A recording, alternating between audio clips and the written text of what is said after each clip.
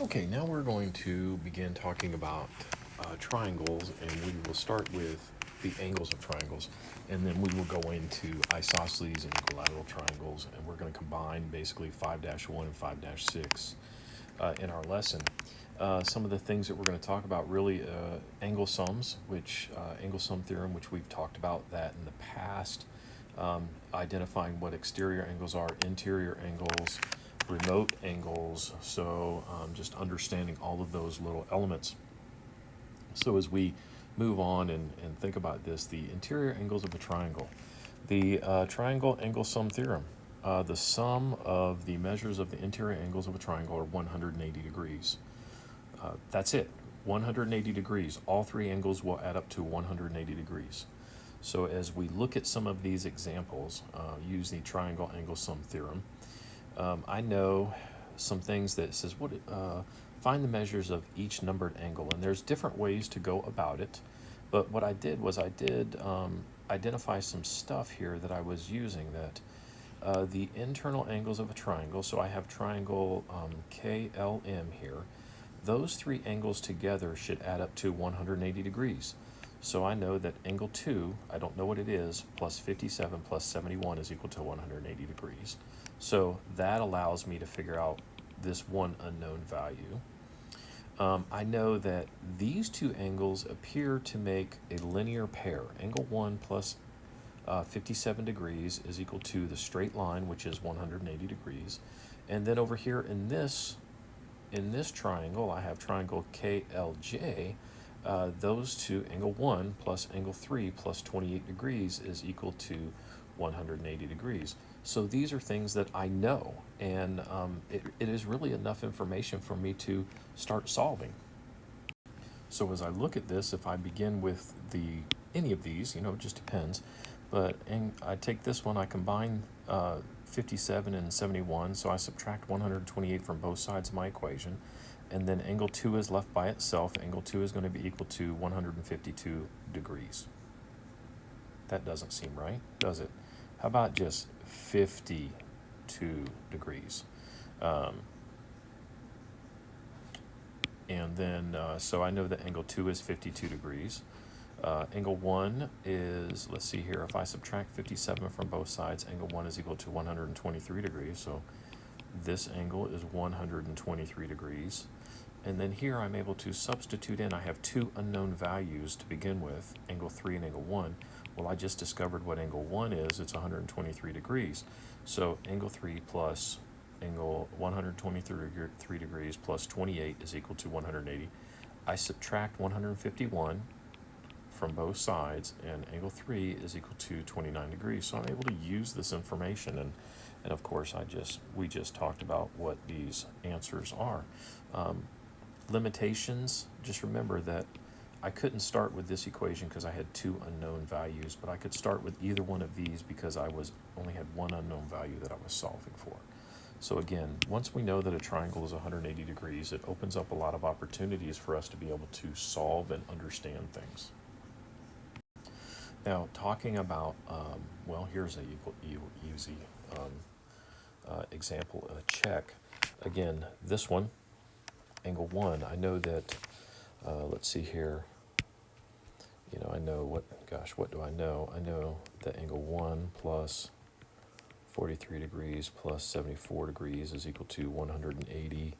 I subtract 117 from both sides, and then angle 1 should be equal to, I want to say, 63 degrees. So if angle 1 equals 63 degrees, I know that angle 2 is equal to 63 degrees because they're vertical angles. And then again, I do the same thing. I have angle 3 plus, I'm going to go ahead and combine these two. That should be 142 equals 180. I subtract 142 from both sides. And then angle 3 should be equal to 38 degrees. So there you go. That is what we have, being able to solve that. Now, in its description, we could probably do this one if we needed to. Not drawn to scale.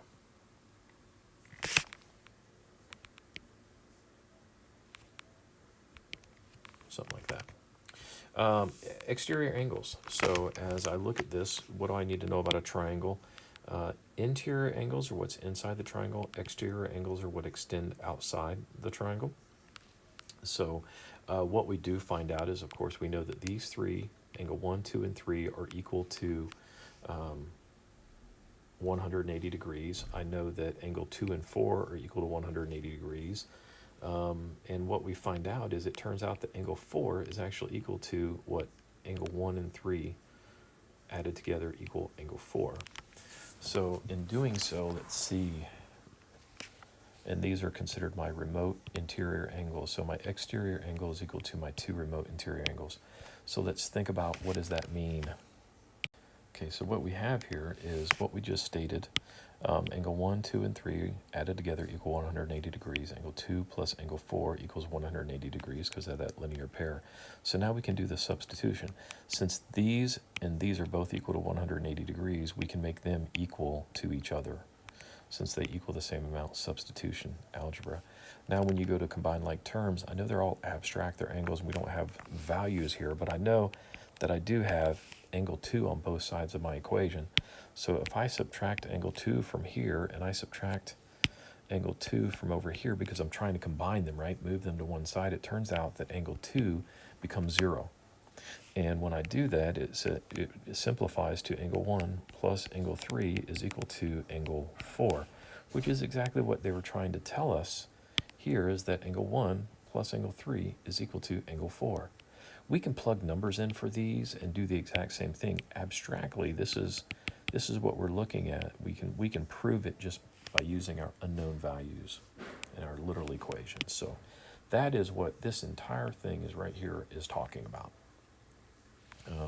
And then I'll just say here that some things that, looking at this simple equation, this would be 60 degrees because together those should equal 180 degrees. If this plus this is 110 degrees, then this angle right here should be 180 degrees minus 110 degrees, which is 70 degrees. And if you think about it, if that's the case, 70 plus 50 is equal to 120. My 2 remote interior angles add up to the exterior angle.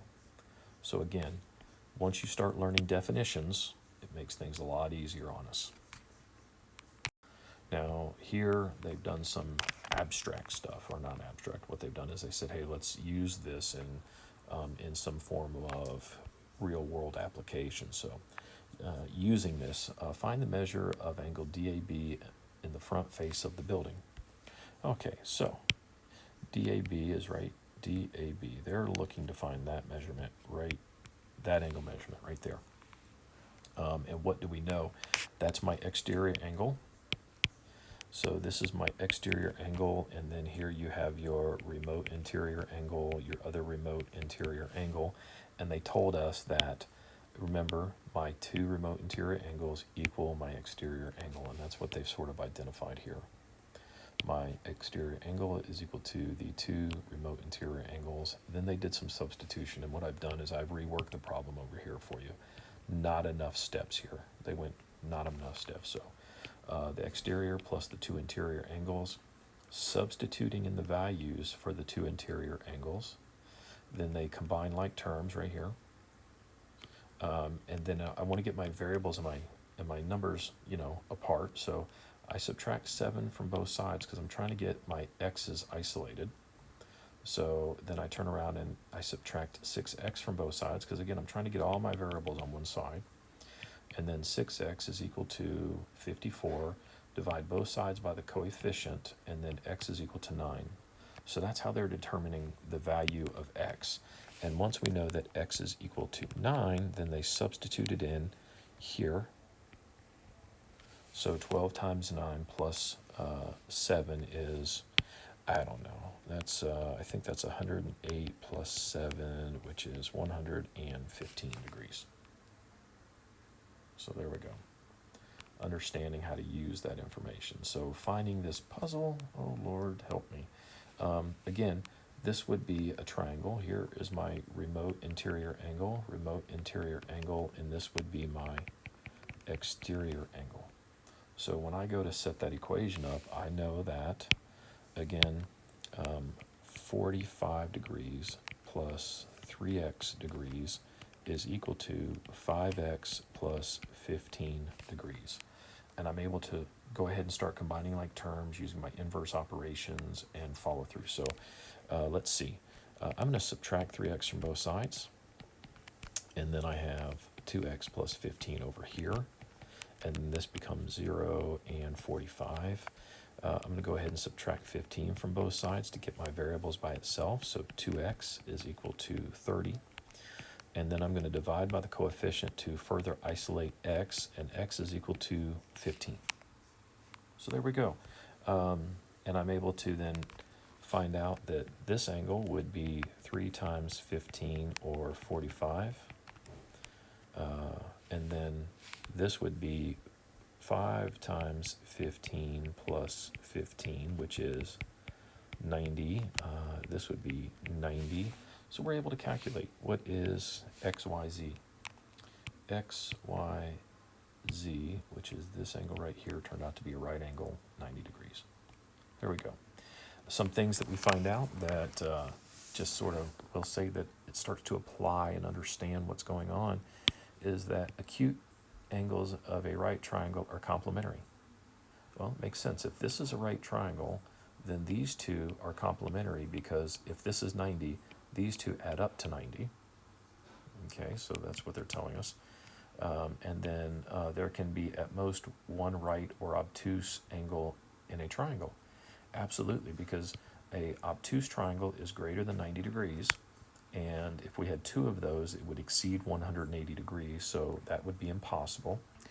And if, let's see here, no more than one right, and again, if we had more than one right angle, then that would equal 180 degrees, and we still have a third angle that we have to account for. So that's what they're telling us, and I will just say that I know that these two should be 90 degrees, so that's 40 degrees.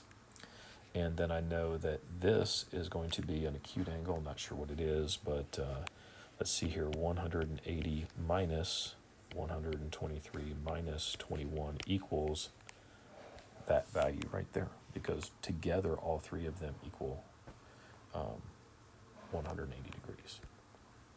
So continuing on with these examples, they've thrown a couple of fractions at us here in this, but let's say finding the measure of each angle. This is some things that we know looking at the image, 90 degrees. So I know that this plus this should be equal to 90 degrees.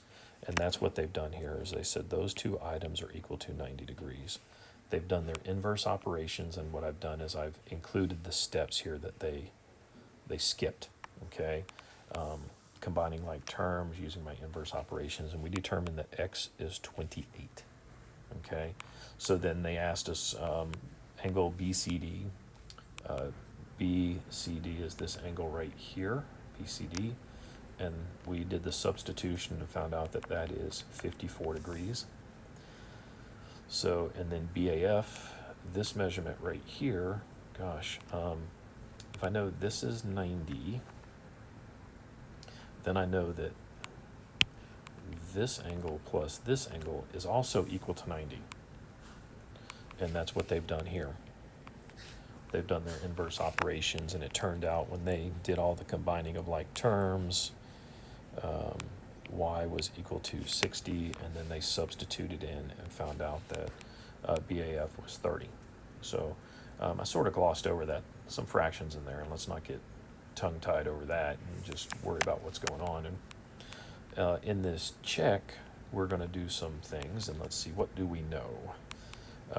To start off looking at this check, I know that if this is a right angle, this plus this should be equal to 90 degrees. So that gets me started.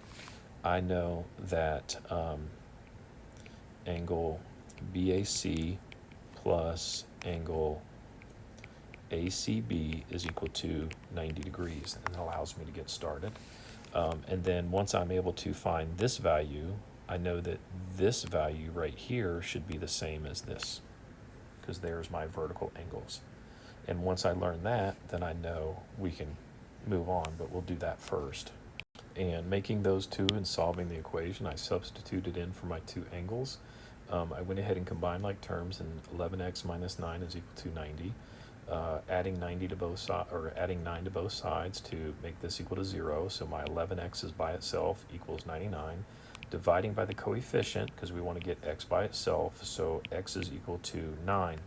When I substituted in 9, I have 18 minus 1 equals 17 degrees, and because these two are vertical angles, this is also equal to 17 degrees. Now we know that this plus this plus this together equals 180 degrees, so we can move on with that definition. And by doing that again, substituting in all three angles added together equal 180 degrees. I combine like terms. 9 plus 11 is 20y. 17 plus 4 is 21 minus 1 is 20. I subtracted 20 from both sides because I'm trying to isolate my variable. So 180 minus 20 is 160. We have 20y. Divide both sides by 20 because I'm trying to isolate y, and y is going to be equal to 8. Plugging 8 back in over here, 9 times 8 minus 1 is 71. 11 times 8 plus 4 is 92. So there we go. We came up with 71, 92, and 17. If you add all those together, they add up to 180 degrees, which is where we were trying to get to. So using those definitions to help follow through with the equations. And then adding that, so when we're talking about angle measurements, isosceles and equilateral triangles, it just sort of ties in here. So understanding the characteristics of an isosceles triangle. Isosceles triangle, let's see, we have a base, we have the legs, we have the base angles. This is the vertex angle, and I would just say that for an isosceles triangle, what makes it isosceles is my two legs are congruent. And then we learn that if the legs are congruent, then the base angles are congruent. So in case you're having difficulty seeing that on your page, so my legs would be congruent and my base angles are congruent. If the base angles are congruent, then the legs are congruent. If the legs are congruent, then the base angles are congruent. That's just something we understand by definition. And we know then, doing the equation, that if I wanted to create, let's see here, I'm going to look at this. Thinking about this, I know that this angle should be equal to this angle. Okay, so I know that angle A is equal to angle B. Angle A equals angle B. So that's what we know. We know then the legs equal, right? But we'll apply it to a problem in a minute. Again, if my base angles are congruent, I know that my legs are congruent. Both of those will provide the other part of that definition. Okay. We're not going to talk too much about proving theorems, but we will get into some equations here. What I'm going to do is I'm going to say this. Well, we're going to pretend that this is 40 degrees. Okay. Mathematically, we don't know what angle 1 and angle 2 equal, but we do know that angle 1 equals angle 2. So if we assign a variable, I know that this could be x degrees and this could be x degrees. So as an equation, thinking about what's going on, I know that x degrees plus x degrees plus 40 degrees is equal to 180 degrees. Okay, I have 2x plus 140 equals 180 degrees. Subtracting 40 from both sides, 2x is equal to 140 degrees. Dividing by 2, and I know that x is equal to 70. So I know that each one of these angles is equal to 70 degrees in this scenario.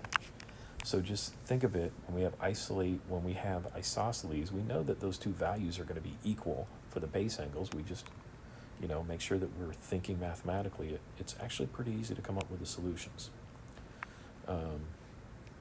And again, just things that we learn, right? But anyway, move. And I'm on here. We're not doing that. So distance formula. We've been using this a lot. Find the missing measures of isosceles triangles. Okay. Find the measurements of angle B and C. So we are trying to find that value and that value. And it says determine side relations. If we know that this is an isosceles triangle, we know that those two angles are congruent. So they did here in this equation, they did the distance formula for AB, and they came up with the square root of 41 units. They did the distance formula for AC, and they came up with the square root of 41 units. So this is congruent to this. And then they did BC, and they determined that this was a different length. So the base is a different length than the two legs. Works, that's fine. So I know that this measurement is going to be the same as this measurement because the base angles are congruent because the legs are congruent. And then that's where they did the same thing that we did a second ago in the equation. They said we have A plus B plus C is equal to 180 degrees. We know that here, right, they said 2 times angle B. Okay, well, when we did it, we just said, hey, I got angle A plus 2x equals 180 degrees because we just said angle B and C are equal to some unknown value. They just left in the angle measurement B. It's whatever you're more comfortable with. And again, we knew that angle A was 70 degrees, right? So I have 70 plus 2x is equal to 180, subtracting 70, and then 2x is equal to 110, dividing both sides by 2, and x is 55. So that's how we came up with it. They came up with it the exact same way we did. They just used a little bit different presentation. And then here, again, if we did the distance formula, we would find out that these two measured angles are congruent. And in doing so, that turns out that they would be 45, right? If this is 90, that means that these two are complementary. 90 divided by 2 is 45. But again, we did this in class in much more detail. And then here are some equilateral information. So things that we can determine is a triangle is equilateral if and only if it has it's equal angular. So each one of my angles is going to be equal since my legs are equal. And then each angle of the equilateral triangle measures 60 degrees. Well, if I have three equal angles equal 180 degrees, well, if I divide by 3, then yeah, each one of those angles would be 60 degrees. So that's what they've given us, and that's what we're starting to understand. So looking at this, just thinking of the things that we've learned, find the missing measures. If I have a triangle and my legs are congruent, looking at the image, if this is congruent to that, my legs are congruent, that means that this angle is congruent. These are my base angles and they're congruent. Well, what's left, right? If I have 60 plus angle J is equal to 180 degrees, if I subtract 120 from both sides, angle J is equal to 60 degrees also. Okay, so there you go. We're learning that, and then if we turn around and reassociate this, or that's probably not a good way of putting it, but let's just think here. If we take this, and then we turn around and create two new base angles, right? Looking at this image, this is now my base angle, this is now my base angle. That means my two legs would be congruent, and then I could just turn around and say, bam. So it turns out that all my legs are the same if all my angles are the same. So that's what we're learning here. Just by applying some of the things that we are learning in these definitions, it's revealing these other properties. So with that, looking at this, if we think of this as my vertex, these are my base angles, since my legs are congruent, this angle is equal to this angle. So this should be 60 degrees, this should be 60 degrees, and if that is the case, this is 5 centimeters. So understanding those properties and those definitions allow us to solve and understand what's going on. And then last but not least, this example, we know that, let's see, the value, find the value, it says if it says because AB is congruent to BC. Okay, let's see here. Because AB is congruent to BC, we know that the measure of ACB is this, is congruent to the angle measurement of